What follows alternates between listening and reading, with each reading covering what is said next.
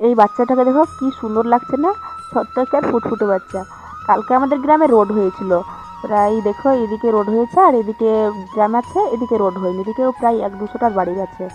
আর দেখতে পাচ্ছ রোড হয়েছে আর এদিকে দেখো কুকুরগুলো খুঁজে দিয়েছে, আর কুকুর খুঁজে দিয়েছে আর এখান থেকেই রোড হয়েছে। আর এদিকে আগে রোড হয়েছিল। আর এই বাচ্চাটা দেখো আজকেই হয়েছে, এই সকালবেলায় বাচ্চাটা হলো। আর এই বিড়ালটাকে দেখো লুকিয়ে বসে আছে। এদিকে আমার দিদির বাড়ি এসেছি, দেখছি ওদেরও বকরির বাচ্চা হয়েছে 2-3 দিন আগে। তো বাচ্চাগুলো কি সুন্দর লাগছে। আর এদিকে দেখো এই বাচ্চাটা আছে 2 মাস আগের।